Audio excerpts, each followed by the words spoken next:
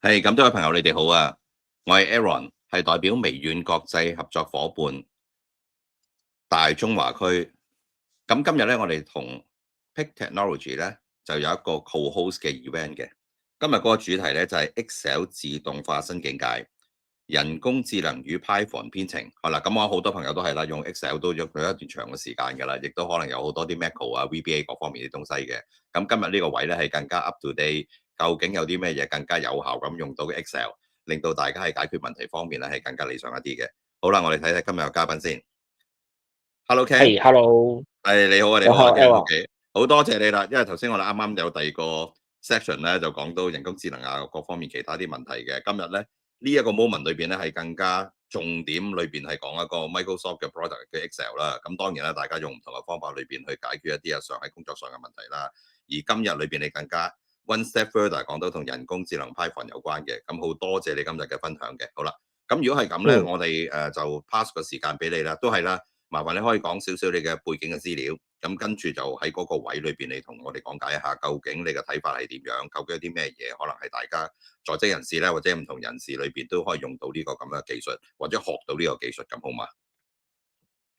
係，咁我自己公司係霹靂科技有限公司啦，咁亦都有做一啲教育啊，同埋一啲做一啲automation 啊，同埋一啲編程相關嘅嘢啦。咁我自己本身就都做咗 automation，Excel automation 都做咗22年嘅，基本上我一畢業就已經做到而家，咁就都有啲心得啦，可以分享俾大家啦。嗱，咁亦都講翻今日我哋主要講嘅就係話而家 Excel 係啦，我哋以前知嘅 Excel 自動化就 VBA 啦。咁但係而家其實唔知大家有冇留意，其實而家 VBA 我哋係會慢慢去 fade out 咗，就唔再用 VBA 去做呢一個 Excel 嘅 automation，係會轉咗去用 Python 去做一啲Excel 嘅 automation 相關嘢。係咪代表 Excel 唔用得咧？唔係。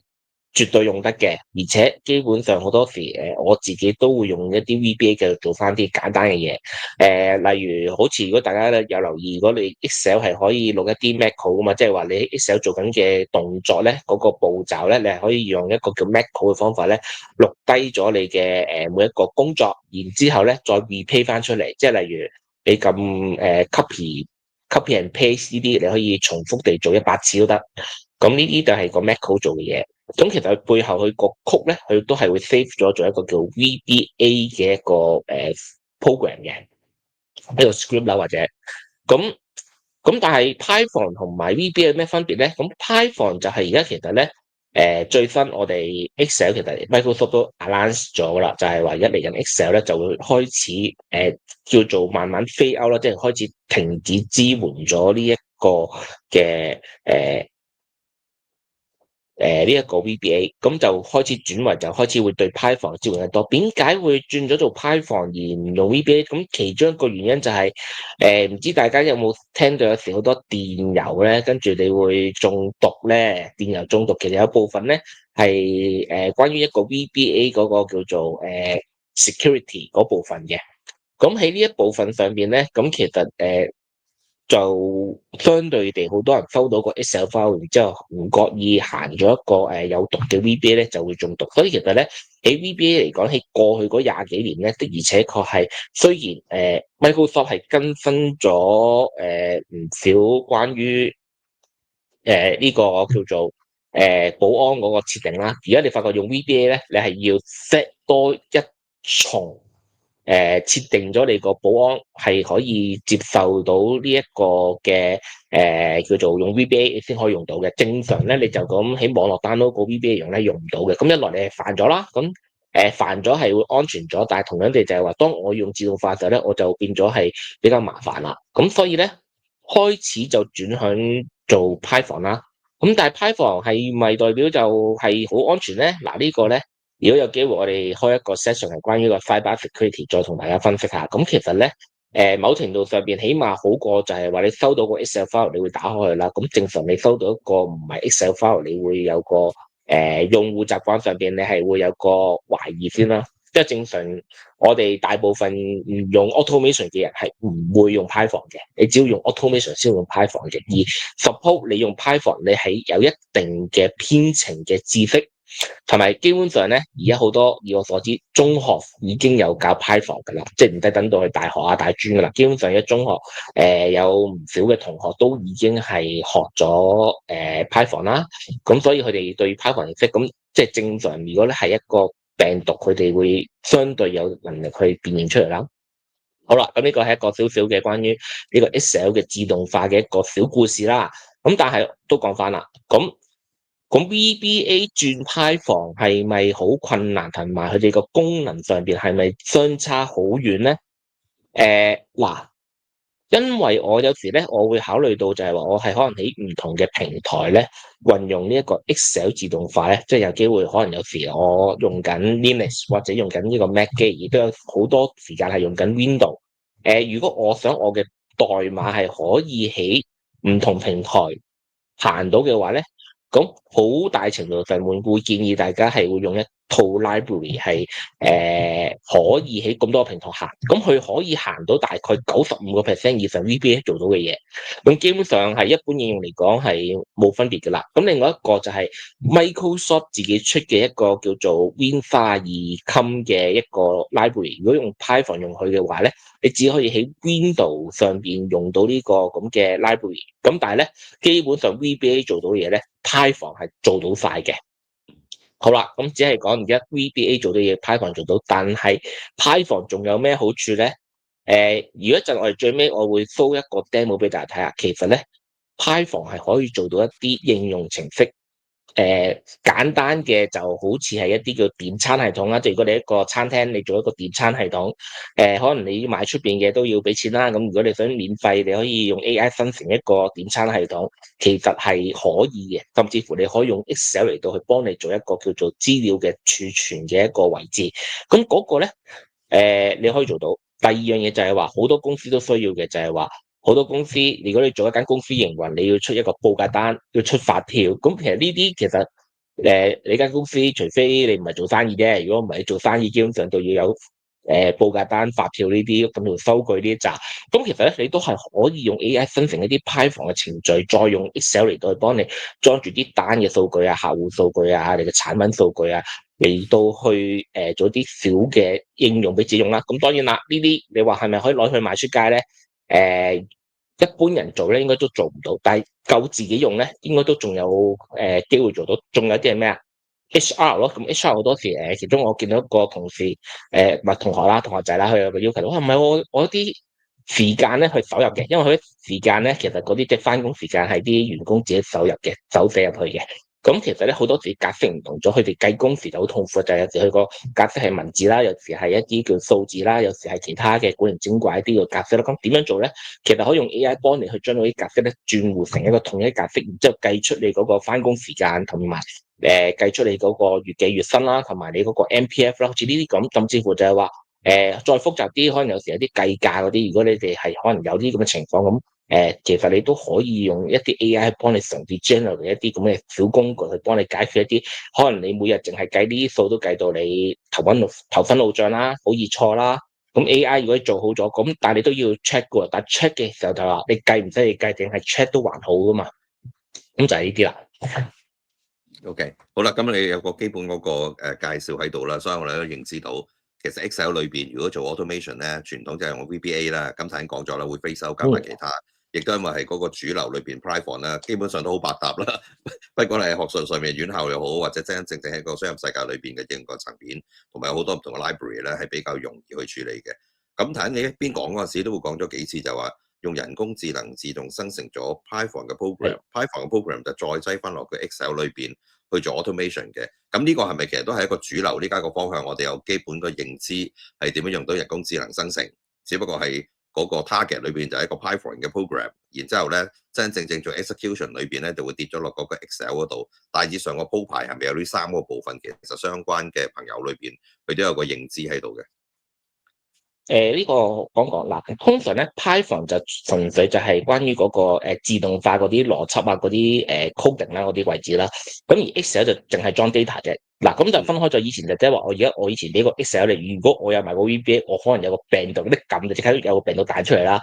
咁而家唔會啦，即係起碼就係話你個 Excel 淨係 data，咁 data 就還 data，咁 data 就唔會中毒嘅。正常嚟講係啦，除非佢嗰個佢入邊中咗啲 VBA 入去另計啦。咁 data 佢就唔會中毒。咁另一樣嘢。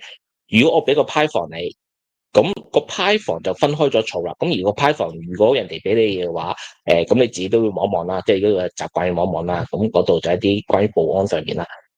同埋一般嚟講咧，咁變咗代碼分開咗，數據分開咗，咁你嗰個處理上邊啦，即係話我哋呢啲做處理人咧，咁就會輕鬆咗啦。即係話我做完晒個 data，我咪將個 report 或者將嗰啲圖表交俾上司咯。咁我就收工咯。係你以前就唔係嘅嘛，可能你要喺度同啲數據淨係撳啊，因為其實咧啲比較大少少嘅規模公司咧，其實講緊你一個月可能要處理過百條 data，係過百萬條 data，唔係過百條，係過百萬條 data，係數據啦。咁其實淨係撈啊，都可能分鐘。喂，部機咁慢嘅，我睇圖揾到部機咁慢嘅喎，係啊。你睇個 file，跟住我望下，咦，喂，去到200幾萬喎，有嗰個Excel 個 file 係去到200幾萬行個 data 喎。咁所以呢啲好多時，你就算用 automation 係咪代表佢會快好多都唔係嘅？但係問題一樣嘢啦，automation 我嗰陣時就係講笑咁講嘛。因為我22年前係未有手機玩啦，咁但係其實嗰陣時就好搞笑嘅就係我撳完個掣，跟住就我去茶水間飲完杯咖啡，食埋個蛋糕，食埋個點心，翻嚟。跟住1個鐘之後坐低再望住個電腦做，係啦，跟住做完咗啦，係啦，係慢嘅原因係因為真係太多數據啦，同埋嗰陣時電腦更加慢，22年前嘅電腦係比而家慢好多倍噶嘛，睇你知道。咁 OK，我搞掂咗，我老細問：咦，佢做咩？頭先好似冇記做嘢，做咗啦，見唔到咩？嗱，老細俾個 report 你睇下有冇錯。係咁個老細，冇錯 OK 咁就係啦。咁其實咧，後期就成個 department 都用咗自動化去做啦。即係其實係好多工作，我哋日常工作係可能一個月裏邊有可能有大概可能有40-50個鐘嘅工作，就係浪費咗喺一啲叫重複性好高嘅地方。咁但係你嗰陣時，我寫一個 automation 可能都係大概用人手寫啦，2個鐘至4個鐘不等啦，可以寫到一個 automation。但係可能你每個月可以幫你慳翻10幾20個鐘啦。咁而家就唔使啦，因為而家有 AI。咁有咗 AI 嘅時候咧，嗱，大家可能咧聽緊呢一個叫做呢個 webinar 嘅朋友咧，好多人都已經係去上過一啲關於 Excel automation 嘅課程，5個鐘至18個鐘不等，仲有好多 video 俾你有你睇。但係大家有冇留意，你係學唔識嘅咧？最後都係好正常嘅，因為其實咧學一個 VBA 等同你學一個編程。其實好多人咧，就算你學識佢嗰啲格式，即係等同你學識咗啲我哋一個語言英文語言上邊，你點樣嗰個叫做主謂賓啊、subject、object 啊、action 嗰個叫做嗰個動詞嗰陣之後咧，咁其實你都係唔識做英文。英文好多嘢都唔識㗎，仲要好多嘢，仲要背好多 vocab 啊，仲要學好多呢個語法啊嗰陣嘢㗎嘛。咁但係咧，而家 AI 就簡單咗好多啦。即係等同 AI 去將中文翻譯做英文，或者將英文翻譯到日文，其實你都係講一句，將你原本嘅句子，然之後叫佢多正就將唔會幫我呢句句子變成日文。其實做一個 automation 都似係咁樣。其實可能我係完全唔識日文，或者我完全唔識編程，但係其實只要我好清晰話俾你知，我要嘅嘢係乜嘢，我希望佢輸出嘅數據嘅格式圖表係乜嘢。只要清楚話到俾個 AI 知，個 AI 就會幫我分成咗一個自動化，幫我做完我嘅嘢。其實個過程可能以前我人手寫，我當我一個係比較叫做能力比較高嘅一個編程員都好，都用2個鐘。但係而家 AI 同我講嗰啲，喂，15分鐘。1分鐘，1分鐘咧，通常就預佢係一個一剔過唔會錯。但一般嚟講，其實可能都要猜2-3版，即係可能中間你要同佢溝通2至3次，你要用大概4至5個 point 嚟到去話翻俾你知啊。其實咧，我要嘅嘢咧，我係更加仔細，就係希望係例如我係希望我係要港紙定係要美金嗰個銀碼嘅單位，你都要好清楚話俾佢知。如果唔係，就幫你決定咗去 random 情況幫你決定咗一啲銀碼嘅單位。講完俾你聽之後，佢就可能用大概15分鐘度就將咗一個你要嘅一個自動化嘅工具。咁其實就解決咗咯。咁以前係你仲唔使諗啊？到底我要嗰句曲點樣去改咧？點解會錯咗？啊，錯咗仲簡單，你有時可能你行你嗰、個編程有好多錯噶嘛。其實咧，只要你將嗰啲error message，即係你個 program 去嘔一紮呢個做 error message 啲紅色嘅字咧，你將嗰段嘅 error message copy 俾嗰個 AI 係啦，哪怕係 Copilot、ChatGPT 定係其他嘅 AI 都好，copy 咗俾佢之後，嗱。最緊要係同一個 session 啊，即係啱啱去將完之後，跟住你再將個 error message copy 俾嗰個 AI 咧，個 AI 就會幫你去 debug 噶咯，就會幫你估計下邊度錯咧。so far 如果佢嗰啲資料係準，即係佢個錯誤嘅信息係指明咗嗰個位置係清晰嘅話咧，其實嗰個 AI 咧係可以幫你去 debug 埋筆。咁其實所以其實嗰15分鐘係包括埋 debug 㗎，可能嗰4至5個 message 嘅來回就係其實都係 debug。咁其實呢個就好正啦。咁其實哇，咁我哋做啲咩？咁其實有啲咩實用案例咧？咁我哋都可以講埋啦。其實嗱，我哋講緊一啲，我當大家係一個零編程經驗先，就算你學過都好，就當自己冇學過啦。其實我都係嘅，有時候嗰句我自己寫編程都好，我用 AI 嘅時候咧，盡量當自己唔學過。我總之一句曲我都唔掂，直接俾 AI 做晒所有嘢。因為我改咗之後咧，AI 唔知我改啲咩，反而佢仲會混亂。反而就我乜都唔改，我直接俾 AI 做好。好似頭先我會講樣嘢，其中最多人用啲咩？財務報表啦、銷售報表啦，呢紮自動化啦。其實基本上你嘅 raw data，嗱，你只要唔好係人手入啦，即係我都嗰句咧，人手入咧就好多條錯。但好多時其實我哋啲咩財務報表啊、網店啊，或者銷售報表嗰扎咧，全部係網店 gen 出嚟，或者一啲叫 POS gen 出嚟。咁個 data 格式係好穩定嘅。咁其實咧，你只要話到俾 AI 知，你到底啲格式係點樣，啲 data 嘅擺法係點樣，然之後個 AI 會幫你 gen 咗一個報表之後咧，咁其實咧第一次可能你要耐啲，你同佢溝通，但係溝通好之後，做完嗰個編程，你每一次都係撳個掣，就會 gen 到個 report 俾你。就算更新都好，唔緊要，你再同 AI 溝通多一次，咁可能你每次溝通可能用15分鐘至半個鐘度，咁但係可能你每日 gen 報表或者每個月 gen 報表都係用同一個 automation 去做，咁其實已經解決咗啦呢個問題。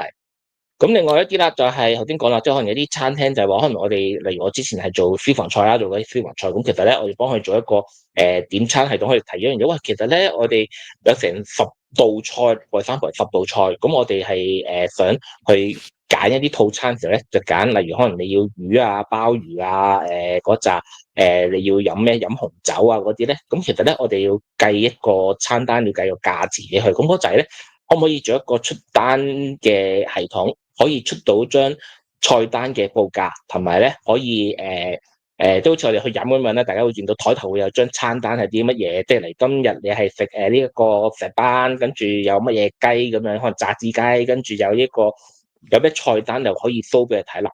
報價還報價，報價有價錢，菜單台頭嗰張菜單就冇價錢嘅，純粹係食啲乜嘢嘅，同埋要靚仔嘅，即係一張好 grand 嘅嘢啦，即係一張好名貴嘅一個菜單俾人睇到，哇，好正！跟住咁我哋收佢可能講緊係1000幾百蚊一位嘅嘛，嗰啲係可能係類似咁樣。咁嗰啲咧就可以用呢啲自動化做啦。咁呢個都係可以用 AI 去做啦。咁當然你話喂，呢啲可唔可以攞出嚟賣啊？咁其實我覺得就賣就難啲，但係貨你自己用咧就足夠嘅。但係如果你攞去賣咧，就可能你仲要做啲加工包裝，佢先至可以攞去賣。OK，好啦，咁你分好，享咗個部分裏邊咧，嗰個原因咧，個誘因咧，點解會轉咗做 Python 呢個咧？當然有好多嘅優點喺度啦，睇下你講到 security 或者其他嘅部分啦。而第二個部分亦都講咗一啲我叫做例子或者啲案例出嚟嘅。咁我諗嗰個過程裏邊咧，因為有提到人工智能嗰個咧，我感覺上係咪即係話以前可能傳統我哋當係 Python 都係一個 language 嘅啫。如果想學識呢個 language 係去做一啲嘅 program，然之後先去使用咧。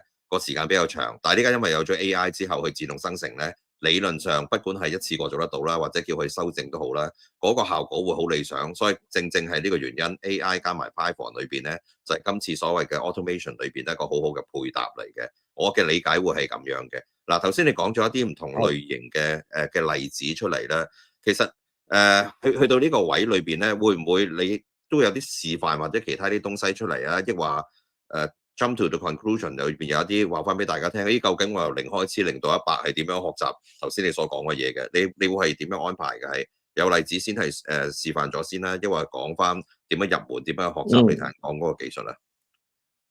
嗱，我呢度我做個簡單嘅示範啦，可以show 我而家嗰個熒幕嗰個 screen 出嚟俾大家睇下。好嘅，好嗱，咁我都講講，其實咧嗱，如果 for 初學者咧，其實咧你哋可以用緊呢一個，其實呢個咧工具叫乜嘢？呢個叫 PyCharm，咁其實咧係專係有個叫做用戶嘅界面啦，專係 for 一啲 development 一啲叫做 Python 嘅 program 啦。咁佢好處係咩咧？嗱，如果我哋一啲比較編程歷史耐啲嘅，我哋係可以用 command mode，我哋可以安裝啲 library 啊，安裝再行一啲代碼，甚至乎調用唔同嘅 library 咁樣啦。咁但係咧，一般即係初學嚟講咧，你希望就係盡量 copy and paste，跟住撳個掣就行到啊嘛。咁 PyCharm 係可以做到嘅，最多就係話到時你要裝嘅時候，你要裝翻個 library，例如呢個佢要裝個 library 咁樣。其實咧，佢全部都係你 search 翻個名就可以揀翻係咪裝啊，裝邊個 version 已經做到啦。咁呢個係對於新手嚟講入門嚟講咧，其實大概你用5分鐘10分鐘，你已經可以摸熟到成個 environment，跟住就可以試到點樣去執行啦。好，跟住代碼啦，咁你見到呢度咧，我其實將咗好多個版本啦，咁其中呢個咧就係我攞嚟做 example 嘅，全部都係個曲係由 AI gen 出嚟嘅。你見到呢度係大概208行啦，咁208行其實一句曲我都冇改過，冇改過入去嘅，冇任何嘢嘅。咁跟住就試下去行佢啦。咁其實咧，嗱你會見到啦，咁其實咧佢已經會有一個程式，呢個就好似頭先講個點餐啦。咁呢個因為我係攞嚟做示範嘅，呢都係課堂示範其中一個啦，就係教啲學生點樣你將一個叫點餐系統咧。其實呢個就有主菜，咁可能你中間可以揀一個唔同嘅主菜，同埋呢個咧好重要喎。佢將完個曲俾你之後咧，其實入邊啲菜單嘅呢啲嘅item 咧，全部係 Excel 入邊咧可以用人手去改 Excel 嘅內容。你可以中間你加2個餸又得，減1個餸又得，咁或者改價錢又得。咁呢個你係喺 Excel 度可以自己改到嘅。跟住飲品唔係甜品飲品，解完之後咧，跟住你就撳確認訂單之後咧，咁佢就會即時會分成咗一個 Excel 俾你。咁大概咧一陣嗱，下一個等佢大概5至6秒鐘度啦。好，佢開咗個新嘅 Excel 啦。咁呢個就係頭先我呢個就係新嘅 Excel 去做一張單出嚟。咁當然啦，你話美觀度嗰啲其實咧都係叫AI 幫你去執靚嗰個美觀度都 OK 係啦。咁其實咧成個過程我試過嗰陣時係同一個完全唔識編程嘅學生教佢做，其實咧我問佢你估做呢樣嘢要做幾耐到咧？我未教佢之前啦，咁其實佢就答咗1日4個鐘2個鐘，唔係15分鐘。即係其實做成件事係講緊我係即興諗到，跟住就即刻做俾佢睇，就話15分鐘啦做到啦，喺現場做俾佢睇。冇花冇巧，咁其實就係咁樣。已經包埋嗰個 sample data，sample data 其實都係講緊係即時 gen 出嚟嘅喎，都用 AI。咁呢個其中一個，咁另外一個啦，頭先講啦，出嗰個報價系統嗰個啦。係啲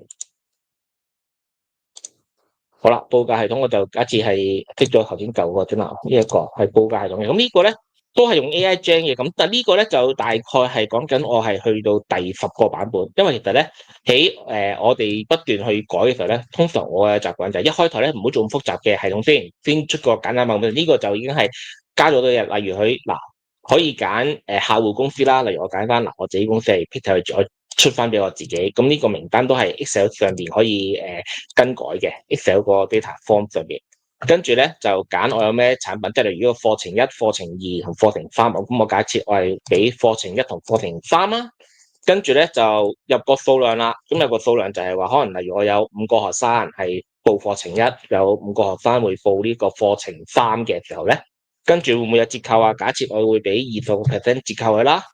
跟住我呢個報價係有幾多日有效啊？咁呢個嗱可以即刻剔咗佢，可以用咩嘅支付方式？跟住咧就撳一個分成一個報價單，要揀翻產品先，咁樣咁你見到佢已經分成咗出嚟㗎啦。咁大家睇下分成出嚟後個樣啦。咁呢張咧頭先講啦，要咗5個呢一個課程1同5個課程2就係呢一個樣啦。咁有個20% 嘅 discount，跟住咧個總數就係呢個計俾我哋啦。咁即時地，咁假設我可唔可以再分成一個發票啊？咁我就揀翻啱啱嗰張係 quotation 15，我即時分成一個發票，係啦，你見到都係眨下眼撳個掣，咁佢就已經做埋張發票出嚟。咁當然啦，你話呢個唔美觀喎，咁點樣再做得美觀啲咧？都有方法嘅。咁好多時就係話，喺呢一個部分，我有時會話有啲位係用 AI 去生成一啲叫做自動化，但係有啲位咧美觀嗰啲咧，就可能有部分用人手做會快過 AI，或者你要做個精準度再重啲。等同就係話，咦，我公司嗱，例如咧，我個發票上邊咧，我就要有個好靚嘅 logo，跟住就唔知擺幾多，跟住個框位要幾多嗰陣咧，其實講得嚟咧，就不如揾個 designer 咧，就即時幫你設計咗，然之後咧就即時幫你整，咁去1個鐘。但係如果你同 AI 慢慢溝通，到底你擺左擺右擺第幾格啲咧，就反而可能你分鐘1個鐘搞唔掂。咁呢啲好多時候我哋就話點樣去用個 Excel 做法，就係同數據處理有關嘅嘢咧。Excel 自動化用 Python 或者用 AI 生成，even 你用 VBA 都仲得，係啦。當然我自己用 Python 多嘅。咁就呢個係最主要係個速度。咁第二個部分你話，對於出街嗰啲 design 嗰陣嘢咧，可以揾個 design 咗一次之後，跟住就自己就喺個 data 度自己撈翻落去嗰個form 嘅格式。咁呢個咧係我覺得而家係最合化算啦，即係對於成個生產力嚟講。所以其實咧好多時話俾你聽，我哋唔係全部用 AI 做嘅，其實仲有可能有20至30% 咧係會用人手。通常係一啲關於嗰個 present 部分啦，即係嗰個外觀啦，甚至乎就係會唔會有機會係有啲位係可能你都要 verify 有冇錯啊。即係好多時候我哋做完張單之後，喂，佢會唔會真係有啲嘢係錯咗？我哋唔知嘅，其實真係會喎。如果你完全唔睇，所以就算將來真係話我完全行自動化都好，咁其實咧有一個部分咧，大家一定要留意嘅。其實好多時錯嗰部分咧，其實一定係要自己做一個 QA。所以 AI 呢個時代，好多時我會講兩樣嘢。第一，你用 AI 去學習，你用 AI 去做一啲叫做內容嘅生成，但係仲有一樣嘢，好多人係忽略咗嘅。其實你用 AI，你要有能力 verify 到 AI。即係你要確認到佢 AI 生成嘅內容有冇做錯。如果 AI 內容做錯咗嘅話咧，你係要孭飛嘅。即係我成日都叫做講一個笑話咁講啦。即係假設咧有一日咧如果飛機嗰個系統係用 AI 生成嘅，而家飛機將來跌咗落嚟嘅時候咧，咁入邊個數咧？你會入 AI 數定係入嗰個用 AI 嗰個人數咧？而家呢個時勢應該都仲係用 AI 嗰個。假設你冇做 checking，你架飛機跌咗落嚟，咁可以計入嗰個工程師數啦。咁但係將來會唔會點樣？法例點樣定咧？其實呢個而家暫時我哋都係未好成熟。咁呢個就係再長遠再去深討，就係講緊可能有啲叫做關於啲 AI security 啊、cyber security 啊相關嘅課題，可能有興趣咁，可能我哋再深究下咯。OK，好多謝阿 Ken 你嘅分享啦。咁睇你一邊講嗰陣時咧，我個腦裏邊就湧現咗幾樣嘢。如果係需要學習嘅，一就係同 Python 有關啦。咁而第二個部分咧就係用 AI 嘅部分去自動生成啦。咁第三就係 Excel 呢個部分啦。其實嗱，Excel 嗰個我理解啦，因為 Microsoft 嘅 product 裏邊都要俾錢嘅啦。其實個 Python 同埋個 AI 呢兩 part 咧，其實有冇啲可能會一啲 hidden 嘅 core 喺度啊？抑或唔係？其實嗰兩個都比較 open 一啲，只不過係用唔同嘅產品裏邊生成咗出嚟之後，喺嗰個位喺 Python 裏邊執行，嗰、個係咪冇需要另外我要付款嘅各方面啲嘢？嗱，好似如果我課教學 purpose 咧，就其實咧基本上兩邊都可以係免費。Python 基本上都有免費，都用到好多嘢啦。咁當然啦，但係有收費版本。收費咩？就係佢有啲更加叫做工具更加方便工具俾你用啦，更加功能強大嘅工具。但係其實咧嗰啲唔係必須嘅，所以基本上都好似我自己教人哋，基本上都係用免費嘢。但係 AI 要留意翻啦，AI 有通常免費嘅 AI 咧係會。佢會有個條款，佢唔會特登話俾你知，但係其實你用緊佢嘅時候咧，佢係會攞住啲 data 去做 training 嘅。唔知大家有冇留意呢樣嘢啦？咁但OK，係嗱，好似即係 Microsoft 呢個 Copilot 咁，如果你用 Copilot 嘅收費版本咧，基本上佢都講到明俾你聽，喂，我係唔會攞你 data 喎，唔會攞你一啲叫做攞嚟 training 啊，同埋我唔會偷睇你 data 啦。咁佢會有啲咁樣嘅 policy 嘅保護翻嗰個end user 啦。咁所以咧，好 OK，多時付費版本同免費版本，點解發覺其實我免費版本做到啦，咁點解全部都用免費版本咧？通常就係要考慮埋就係你哋嗰個叫做公司個人嘅 privacy 啊、security 啊，同埋呢個有冇啲機密嘢係唔想俾第三方知道咯，就要考慮呢樣元素啊。OK，好多謝晒你。所以咧，commercial product Microsoft 嘅 product 裏邊就係正正係因為呢個大家關注呢個議題裏邊咧，佢哋做咗一樣嘢出嚟。所以頭先你講咗啦，無論係數據嗰方面啦，或者係個人私隱啦，各方面啲東西咧，都相對地咧係個保障比較完善一啲嘅。好啦，咁今日你講到呢個位裏邊咧，大家都理解得到啦。咦，原來 automation Excel 嗰部分有呢啲咁嘅改變，有呢啲方法去處理，裏邊有啲咩嘅優點，有啲咩優勢啦。咁如果真真正正喺嗰個位裏邊咧，因為頭先你都介紹咗啦，你做咗係做一啲我哋叫做 development 以外，你都係做 training 嗰方面咧。喺 training 嗰個部分，究竟有啲咩嘢佢哋需要學習，或者其他相關資料你可以提供到出嚟嘅？可以 show 多個 QR code 啦，咁我度一路哦，好睇啊，好啊，度講解呢個。好，係，咁基本上我自己係provide 咗一啲課程係關於係個 Excel 嘅 automation 嘅 training 啦，同埋 Python 嘅 training 啦。咁 Python 咧分兩個部分，頭先講啦，如果純粹係即係自己去應用嘅，或者我本身我唔想學好繁複嘅編程嘅，咁你用 AI 生成 Python 或者 AI 生成一啲 Excel 嘅 automation 已經夠用。但係你話喂唔係喎，我想將來我係想做一個 AI engineer 嘅，即係我直頭係希望係我可以寫一個或者培訓一個我自己專屬嘅 AI 嘅話咧，咁可能你就要學多少少嘢啦。可能你要學埋 Python 點樣寫。點解話咦 AI 可以將到 Python？點解我哋中意學 Python？嗱，頭先講啦，如果你個 program 唔大或者個功能係比較叫做集中嘅，咁其實係可以用 AI 生成。但係其實咧，頭先講啦，去到某啲級數，即係例如一啲銀行啊、enterprise level 啊，甚至乎就唔好去到 enterprise level，一個可能做一個叫做 ERP，一個甚至乎我講個出單系統要更加完善嘅、更加完美嘅。咁其實咧，你好難淨係用 AI 去生成成個 source code，就算大部分可能我有一半以上嘅 source code 係用 AI 生成，咁你都有能力將嗰啲 source code 去整合翻一齊，變成一個完整嘅系統。要真係靚仔同埋大家用起上舒服嘅，咁其實咧嗰個你完全唔識編程係做唔到，所以其實你會有一個 Python 嘅認知，你能夠將改咗嘅曲幫佢修正啦。咁好似我自己做緊一啲 AI agent 嘅 project 咁樣，其實 AI agent 嘅 project 咧，其實中間有好多嘅編程係AI 我唔會 upload 俾你睇，即係我唔會俾你睇我啲曲，但係咧 AI 又唔知我寫緊啲咩，咁我只能夠咧就係喺我有限嘅範圍上邊講俾佢聽嗱，我想做啲乜嘢，然之後你幫我生成，而生成出嚟嘅代碼咧，咁只係大概得50% 係可以用得到嘅。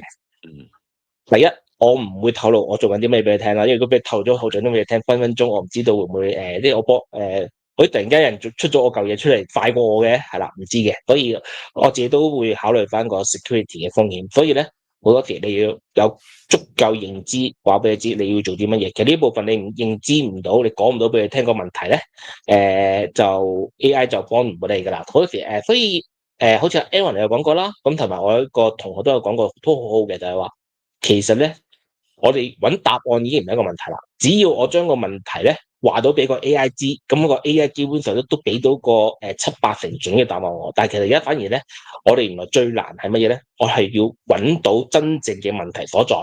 你能夠將呢個真正問題話到俾個 AI 知，咁所以咧你完全唔識 Python 嘅情況下，你就好難做到一啲編程相關嘅問題，問到個 AI 而唔俾個代碼去睇啦。咁所以好多時，如果你係想喺呢個 AI 嘅 engineer 啊，或者甚至乎喺個ICT 學業上面再去得更深入嘅地方咧，咁你就冇得避免啦。你一定要有一個編程嘅基礎。咁 Python 咧，好多頭先講啦，中學大專都有教，但係會有個問題嘅。可能有時佢哋嗰個導師嗰個教法咧，就會有啲未必真係咁熟個編程啦，同埋可能佢應用嘅範疇佢哋未必咁多啦。咁所以咧，我自己都想就係話做一個 Python 嘅課程係幫到一啲，即係你想學編程，你又想或者甚至乎你學過，但係咧你發覺係仲係唔係太清楚嘅，因為啲導師可能同你講哇呢個 variable 咪即係 variable 咯咁。咁到底講啲咩咧？係咁啲咩叫變數？咩叫做 function？點解要有 function？點解要有變數呢樣嘢？佢哋做緊啲咩角色呢啲嘢？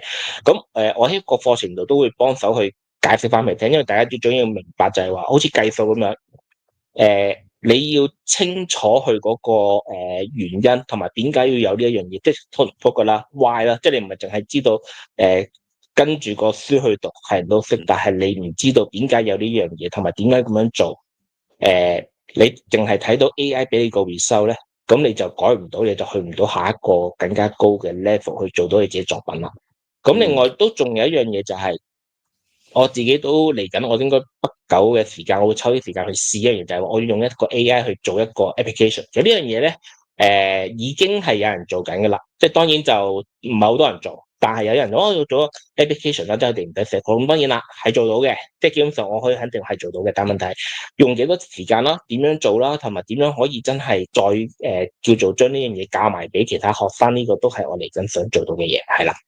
OK，咁好多謝晒你啦。咁我諗今日咧參加咗今次呢個 webinar 嘅朋友裏邊咧，我諗可能係在職人士比較多啲啦，因為始終都用啲 Excel 啊，或者解決一啲商業上邊嘅問題啦。咁但係其實都放諸四海皆用嘅，不管你係喺學習個過程裏邊啦，或者一啲特定嘅行業裏邊咧，其實都可以攞到一個咁簡單嘅工具，就係 Excel 咧，一個好 common 嘅工具裏邊。但喺嗰個過程亦都係需要做多一樣嘢啦。就係人工智能嘅應用嗰個範疇裏邊啦，或者係同個 Python 啦。如果大家真係會進一步裏邊做更加多，可能叫做複雜些少嘅 program 啊，各方面啲東西嘅。咁大致上我哋有個 idea，亦都多謝阿 Ken 啦。show 個 QR code 出嚟，想使到大家有機會可以睇得到，咦，究竟有啲乜嘢嘅課程，有啲乜嘢可以幫到你手，可以作為一個考慮嘅。好啦，咁我諗時間今日差唔多噶啦，Ken 有冇啲需要補充嘅地方咧？都補充多少少，就係其實 Python 除咗個做 Excel automation 之外咧，都仲有其實好多功能，例如好似啲 website 啊、web application 啊，甚至頭先講可能做一啲比較大型嘅系統，同埋好多 AI 嘅 training，其實都係 based on Python 呢套語言去做啦。因為講緊啲 LLM，其實佢個底層大部分都係行緊呢個 Python 嚟到做佢哋嗰個底層嘅開發部分。咁大致上咁樣啦，今日就係啦。好啦，咁再一次多謝阿 Ken 啦，今次同佢做一個好好嘅分享，亦都好實在地、好落到地嘅分享裏邊，使到大家都有個基本嘅概念，知道個方向性係點樣，有邊啲可能嘅方法，大家可以能夠 pick up 到 skill，未來喺職場上邊能夠更加有效咁樣去發揮嘅。咁好，今日多謝晒阿 Ken 啦，唔該晒你，我哋同好，多謝大家 啊，say goodbye 啦，拜拜。好，拜拜。